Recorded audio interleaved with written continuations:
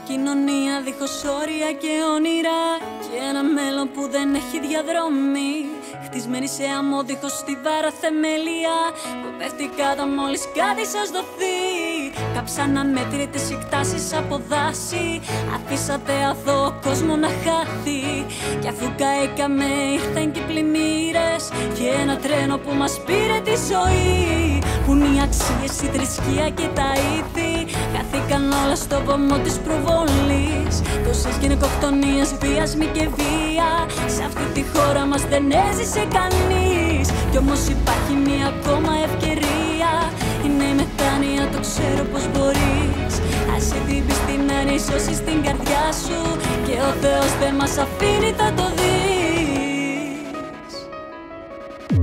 Φτάνει, δεν θέλω να σας ακούω. Φτάνει, δείξτε λίγο σεβασμό. Φτάνει, άστε την Ελλάδα να ανασάνει, γιατί δεν πνίγεται κάθε λεπτό. Φτάνει, δεν θέλω να σας ακούω. Δείξτε λίγο σεβασμό. Άστε την Ελλάδα να ανασάνει, γιατί δεν πνίγεται κάθε λεπτό. Η πίνακα στρακαταλεί και παραδίδει, κι αυτή η ανεχία δεν έχει τελειώμο.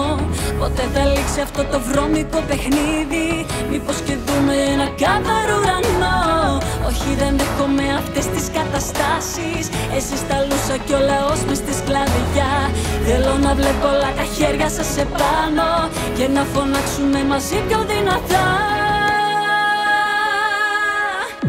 Φτάνει, δεν θέλω να σας ακούω. Φτάνει, δείξτε λίγο σεβασμό. Φτάνει, άστε την Ελλάδα να ανασάνει, γιατί δεν πνίγεται κάθε λεπτό. Φτάνει, δεν θέλω να σας ακούω. Δείξτε λίγο σεβασμό. Άστε την Ελλάδα να ανασάνει, γιατί δεν πνίγεται κάθε λεπτό. Είναι το χρήμα γλυκό και η καρέκλα επίσης. Άστε να λίγο να δω πως θα επιζήσεις.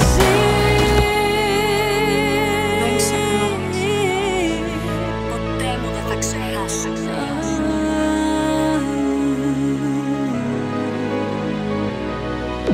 Φτάνει στην καμένη γη, στις πλημμύρες, στις χαμένες ψυχές. Πια στα